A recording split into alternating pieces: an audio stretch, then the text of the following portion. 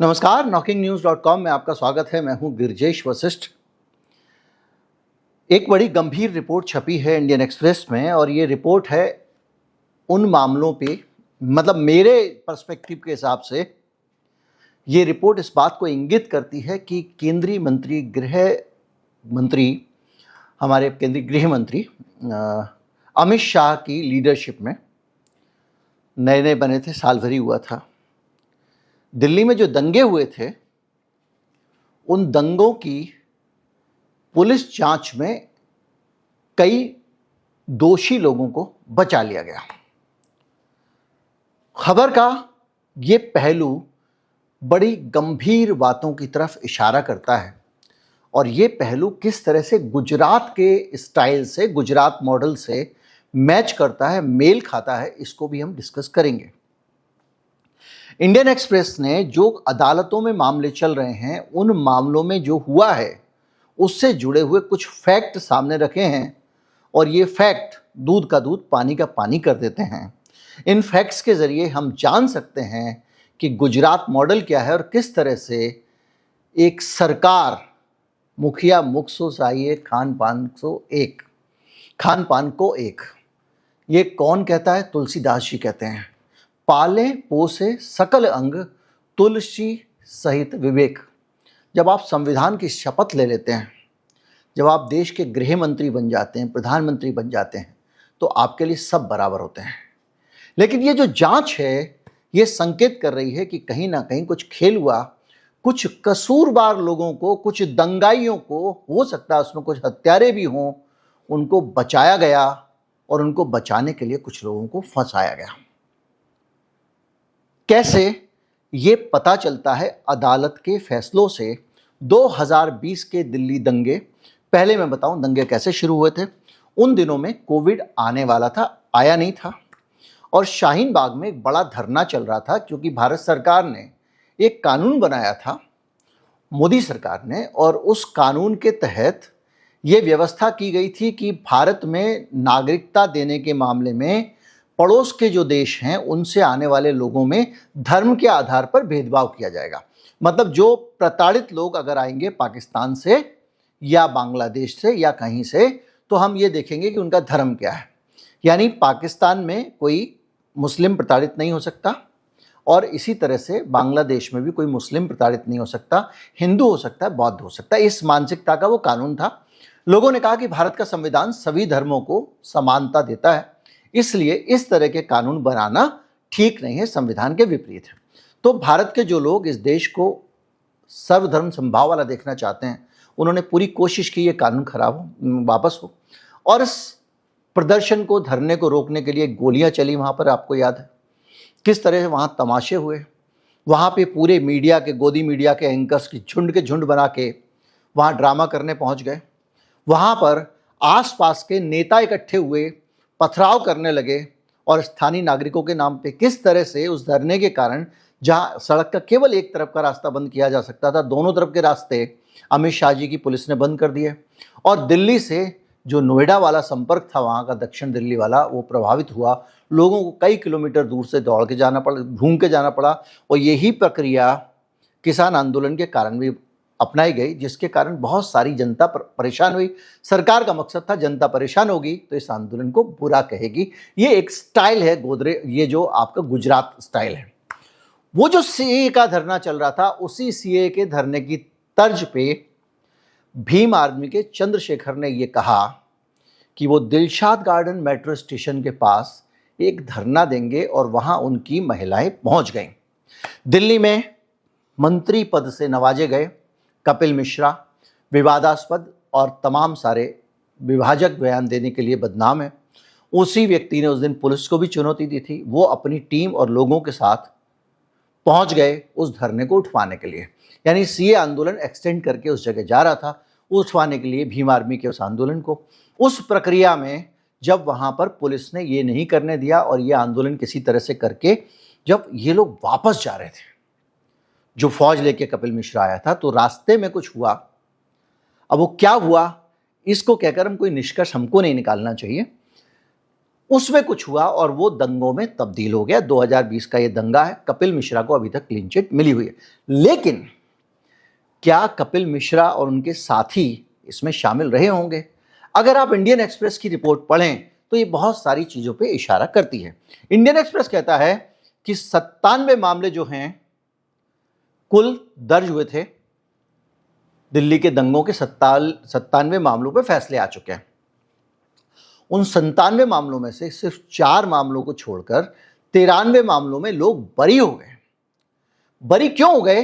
क्योंकि दिल्ली पुलिस ने जो मुकदमे दर्ज किए थे उसमें उसके पास कोई आधार नहीं था, उसने कुछ गलतियां की थी। गलतियां क्या की थी ये भी इन डिटेल्स में है। इस मामले में 17 मामलों में, सोचिए 93 में से 17 मामलों में बहुत सीरियस टाइप की अनियमितताएं पाई गई। अगर इस देश में न्याय है तो अदालतों को पुलिस कमिश्नर से लेकर गृह मंत्री तक सबसे जवाब तलब करना चाहिए कि इतनी सारी अनियमितताएं आपने दंगे की जांच में कैसे की। भारत के इतिहास में कभी कुछ ऐसा हुआ क्या? क्योंकि जैसे जैसे आप लोगों को गिरफ्तार कर रहे थे वैसे वैसे एक पॉलिटिकल नैरेटिव भी बन रहा था। ये गिरफ्तार हुआ, अच्छा तो ये लोग दोषी थे, ये गिरफ्तार हो रहा है तो मतलब ये लोग दोषी थे। इस तरह से ये लगातार हो रहा था। और ये अनियमितताएं कहाँ थी? पुलिस ने जो जांच में जो शिकायतें की लोगों ने, भाई दंगा हुआ, जो पीड़ित होंगे, तो पीड़ित लोगों ने जो शिकायत दर्ज कराई वो खुद नहीं गए थे। बाद में पता चला, पुलिस ने कहा चल भाई एफआईआर करा, चल भाई इसके खिलाफ एफआईआर करा। इस तरह से वहां पर मामले दर्ज किए गए और उसमें पुलिस के दिशा निर्देश पर और आदेश पर रिपोर्ट और कंप्लेंट लिखी गई हैं। कई मामलों में पुलिस ने जो गवाह थे ही नहीं उनको पेश कर दिया और मन में सोच लिया, कोई कहानी बना ली, उस हिसाब से गवाह पेश कर दिए। ये सब कोर्ट में एक्सपोज हो गए। पुलिस ने गढ़े हुए सबूत तैयार किए और जो जांच करने वाले अधिकारी थे उन्होंने जो गवाहों ने बयान दिया था उस बयान में अपनी तरफ से चीजें जोड़ दी। उसने कहा था ये, उसने 2 चीज और जोड़ दी। यानी पुलिस ने पूरी न्याय व्यवस्था की चटनी बनाई। ये मैं बार बार गुजरात मॉडल की बात कर रहा हूं। मैं आपको वापस में गुजरात मॉडल से इसकी सिमिलरिटी को भी लेके चलूंगा। गुजरात से आए थे अमित शाह, वहां पर भी वो यही काम करते थे। क्या? वहां पर भी गृह मंत्री होते थे। तो अमित शाह ने यहां पर नया नया काम संभाला था। राजनाथ सिंह को हटा के अमित शाह को गृह मंत्री बनाया गया था। उसके 1 साल बाद ये दंगा हुआ। कई बार पुलिस में जांच को केवल मामला बंद करना है ऐसी उल्टी सीधी करके उसको खत्म कर दिया गया। कई मामलों में टीआईपी ना कराने पर पुलिस के गड़े हुए केस की पहचान हुई। मतलब पुलिस ने मन से लिख दिया था अब टीआईपी हो नहीं। टीआईपी क्या होता है? Test identification parade. यानी वहां पर अदालत में ये चेक किया जाता है ये आदमी था क्या नहीं था, वो था क्या नहीं था। नहीं ना, ऐसे 5 आदमी खड़ा कर देते गवाह में, अब इसमें पहचानो। तो पुलिस ने कहा फंस जाएंगे क्योंकि तुमने तो मन से गवाह लिख दिया था, वहां गवाह दुनिया में था ही नहीं ऐसा। आप सोचो, जिस मामले में गवाह नहीं था लिख दिया ये राम सजीवन गवाह। अब कोर्ट ने कहा भैया पहचान करवाओ गवाहों की, तो कोई था ही नहीं तो कहां से पहचान कराते? अगर तुम 8 खड़े करते तो 8 फर्जी होते, कोई पहचान ही नहीं पाता उसको। तो वो फेल हो गया। ऐसे 17 मामलों में दयालपुर, खजूरी खास, गोकुलपुरी, ज्योतिनगर, भजनपुरा, जाफराबाद और नई उस्मानपुर पुलिस थानों से जुड़े हुए 17 मामले हैं। यानी कायदे से इन थानों के जो उस वक्त एसएचओ थे, इन सबके खिलाफ जांच बिठानी चाहिए। क्योंकि जब एक भी मान के चलिए जिन लोगों को ये फंसाया जा रहा है, जो ये फर्जी मामले दर्ज किए जा रहे हैं, घर तो किसी का जला होगा ना भैया, हत्या हुई होगी किसी की, या किसी की संपत्ति, या कहीं बलात्कार हुआ होगा, किसी की मारपीट हुई होगी, कोई घायल हुआ होगा। जो दंगों में होता है उनमें से कुछ तो हुआ होगा ना, तभी तो रिपोर्ट लिखी गई है। तो तुमने फर्जी मामले दर्ज करा, इसका मतलब करने वाला कोई और था, तुमने उसको बचा दिया। और तुमने ये सोचा कि देखो अब 2020 का मामला है, 25 आते आते जांच हुई है, अब वो लोग छूट गए, तो गलत आदमी को फंसाया वो छूट जाएगा और असली आदमी बच जाएगा। कितना बढ़िया तरीका है। और ये ऐसा लगता है मुझे कि इस मामले में बचाने की ही कोशिश की गई है। फरवरी 2020 में 53 लोग मारे गए थे और 700 लोग घायल हुए थे। यानी जो 700 लोग घायल हुए और 53 लोग मारे गए, उन्हीं से जुड़ी हुई तो ये रिपोर्ट होगी। और जब ये रिपोर्ट बनती है तो इस रिपोर्ट में जो खेल होता है वो आपके सामने है। किसी को भी फंसा दो, डाल दो, ताकि असली, जब देखो बेकसूर आदमी को आप फंसा दोगे किसी मामले में तो क्या होगा, वो बच जाएगा। उसके बाद पुलिस, सरकार, कोर्ट ये तो कहेगा नहीं जाओ असली वाले को पकड़ के लाओ, किसी एक आध मामले में कह दिया तो कह दिया। कोर्ट तो यही कहेगा तुम जिसको पकड़ के लाए हो वो नहीं है, छोड़ दो इसको। तो इस तरह से बहुत सारे मामलों में पुलिस ने खुद ही बयान लिखा दिए, खुद ही बदल दिए, कुछ कर दिया, चले गए। परवीन सिंह जो अतिरिक्त सत्र न्यायाधीश हैं, उनका कमेंट बहुत गंभीर है कि इस तरह की हरकतें न्याय व्यवस्था में और न्याय की प्रक्रिया में कानून के ऊपर विश्वास को कम करती हैं। जांच अधिकारी की लापरवाही और केस में जरूरी दस्तावेज ना आने पर भी अदालत ने वार्निंग दी है।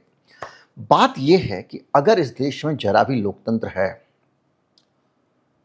तो ये पक्का है कि इस मामले में बहुत सारे लोगों को भुगतना चाहिए। दंगा एक ऐसा मामला है जो समाज में अगर विश्वास है तो भविष्य के दंगों को भी रोकता है। अगर लोगों को लगेगा न्याय मिला है तो वो हथियार नहीं उठाते, ये तथ्य है। मुझे अगर लगा कि मेरा कोई व्यक्ति मुझे परेशान कर रहा है, मेरे साथ कुछ कर रहा है, मैं थाने जाऊंगा, कार्रवाई हो जाएगी, तब तक देश ठीक चल रहा है। अगर मुझे लग रहा है कि मैं थाने जाऊंगा, कोई कार्रवाई नहीं होगी, मैं दूसरे दिन से डंडे से उसकी टांग तोड़ दूं, तो इस देश में कानून व्यवस्था की स्थिति खराब हो रही है। तो पुलिस खुद ही ये कर रही है। और बार बार अमित शाह का नाम क्यों ले रहा हूं? क्योंकि अमूल्य पटनायक उस वक्त जो थे वो पुलिस कमिश्नर थे और अमूल्य पटनायक अमित शाह की पसंद थे। अमित शाह गुजरात मॉडल के लिए फेमस है, तो उनके दौरान ये सारा हुआ। और निश्चित तौर पे दिल्ली पुलिस उत्तर प्रदेश पुलिस नहीं है, मध्य प्रदेश पुलिस भी नहीं है, बिहार पुलिस भी नहीं है। दिल्ली पुलिस सीधे केंद्र के गृह मंत्री के अधीन आती है। कानून व्यवस्था राज्य का विषय है, लेकिन दिल्ली के मुख्यमंत्री केजरीवाल थे, उनके अंडर में पुलिस नहीं आती थी, इसलिए सीधी जिम्मेदारी गृह मंत्री की आती है। अगर आप ये जानने चाहेंगे कि भाई किन लोगों को मारा गया, कितने मतलब कौन कौन लोग जो छूट गए होंगे वो कौन लोग थे, तो आप उसका अनुमान कैसे लगा सकते हैं? उसके लिए कुछ फैक्ट्स पे आप जा सकते हैं। अनुमान तो लगाना गलत है। फैक्ट ये कहते हैं कि कुल 53 लोग मारे गए, जिसमें 36 मुसलमान और 15 हिंदू थे। ये आंकड़ा मैं वैमनस्य के लिए नहीं दे रहा हूं। मरने वाला एक आदमी अगर एक तरफ का मरे और दूसरी तरफ के 100 आदमी मरे तो भी 101 मौतें हैं, 101 इंसान मारे गए, किसी भी धर्म के हों। गवाहों में कौन किस पक्ष के, कितने किस धर्म के थे, ये पता नहीं किया जा सकता। एक दूसरे की सुरक्षा के लिए बहुत सारे हिंदू और मुसलमान वहां पर सामने आए। लोगों ने दूसरे धर्म के लोगों को शरण दी। उन दंगों में बड़ी संख्या में लोग, जितने लोग वहां मारकाट में जुटे हुए थे, उससे ज्यादा लोग प्यार से एक दूसरे को सहारा दे रहे थे, जानें बचा रहे थे एक दूसरे की। ये भारत है। और दूसरी तरफ हत्यारों को बचाने का कार्यक्रम चल रहा था, जो कोर्ट की अदालत में आपके सामने आया। पुलिस जांच में किसी भी तरह के भेदभाव की अपेक्षा नहीं की जाती। अब गुजरात के मामलों से इन मामलों की समानता क्या है, मैं सीधे कोई चीज नहीं कह सकता हूं, क्योंकि उसमें बहुत ज्यादा डीप रिसर्च की जरूरत है।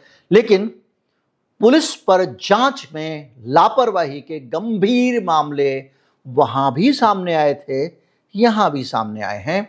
उन पर पक्षपात के आरोप लगे, यहां भी लगे हैं, वहां भी लगे हैं। झूठे गवाहों के मामले, आरोप वहां पर भी लगे, यहां पर भी लगे। मनगढ़ंत सबूत तैयार करके कुछ भी कह दो, ये मामले वहां पर भी लगे, यहां पर भी लगे। जांच करने में ड्रामे हुए, आरोप वहां पर भी लगे, यहां पर भी लगे। गवाहों के बयान संदिग्ध वहां पर भी पाए गए, यहां पर भी पाए गए। पुलिस की जांच में भेदभाव के आरोप गुजरात में भी लगे, यहां पे भी लगे। दोनों मामलों में दंगे की पृष्ठभूमि धार्मिक और राजनीतिक थी। पुलिस ने आरोपियों को झूठे मामले में फंसाने और अनावश्यक कानूनी प्रक्रिया का उल्लंघन करने में भूमिका निभाई। फर्जी केस दर्ज किए, वहां भी किए, यहां भी किए। झूठे लोगों को फंसाया गया। कोर्ट ने दोनों मामलों में पुलिस की जांच को घटिया और गलत बुरी नीयत का पाया, वहां भी झाड़ पड़ी, यहां भी झाड़ पड़ी। ये सारी चीजें बताती हैं कि दोनों जगहों पर मॉडल एक ही था, एक ही मॉडल। चूंकि वो पहले हुआ था इसलिए आप उसको गुजरात मॉडल कह सकते हैं, दिल्ली पहले हुआ होता तो उसको आप दिल्ली मॉडल कह सकते थे। तो कुल मिला के ये जो रिपोर्ट आई है ये अपने आप में गंभीर सवाल खड़े करती है और ये एक गंभीर तस्वीर पेश करती है हमारे देश के सामने कि हमारी केंद्र सरकार, उसके गृह मंत्री उस देश के गृह मंत्री ना होके कहीं ना कहीं वो जो लोग उन दंगों में शामिल थे उनकी तरह से भी सोचने का काम कर रहे थे, या वो नहीं कर रहे थे तो जिन थानों की पुलिस पर सवाल उठे हैं उन थानों की पुलिस कर रही थी, या पुलिस कमिश्नर कर रहे थे, या उस इलाके के DCP, deputy commissioner of police, जो पुलिस कप्तान के बराबर होते हैं दूसरे जगहों के अगर मुकाबला करें। यहाँ दिल्ली कमिश्नर के डिप्टी कमिश्नर होता है, बाकी जगहों में एसपी होता है। वो लोग शामिल थे। किसी ना किसी की मानसिकता में वो जहर था जो एक दंगाई के दिमाग में होता है, और वो इस जांच रिपोर्ट पे अदालतों में जिस तरह से दिल्ली पुलिस एक्सपोज हुई है उसमें साफ दिखाई देता है। अब हम इसमें सबकी नीयत शुद्ध और पवित्र मान लेते हैं। एक मिनट के लिए हम ये मान के चलें कि अमित शाह बहुत ईमानदारी से काम कर रहे थे, अमूल्य पटनायक ईमानदारी से काम कर रहे थे, उस वक्त की पूरी दिल्ली पुलिस ईमानदारी से काम कर रही थी, उस वक्त के थाने भी ईमानदारी से काम कर रहे थे। तो एक बड़ा सवाल इससे ये उठता है कि इतनी घटिया और इनएफिशिएंट पुलिस, ये वो दिल्ली पुलिस है जिसको कभी स्कॉटलैंड यार्ड पुलिस, जो दुनिया की बेस्ट पुलिस है, उसके साथ उसकी तुलना की जाती थी। इस दिल्ली पुलिस में पीसीआर सिस्टम पहली बार इंट्रोड्यूस किया गया था। किसी चौराहे पे अगर कोई वारदात करके भाग रहा है तो उसके आसपास की सारी रोडें 5 मिनट के नोटिस में बंद हो जाती थी एक फ़ोन करने पे। पुलिस कंट्रोल रूम का इतना बढ़िया मैकेनिज्म बना हुआ था, और उसी पुलिस को कि उसी पीसीआर को इसी अमित शाह साहब के दौर में थानों की पुलिस के अंडर में कर दिया गया था। पीसीआर को, ये एक centralise police control room system था।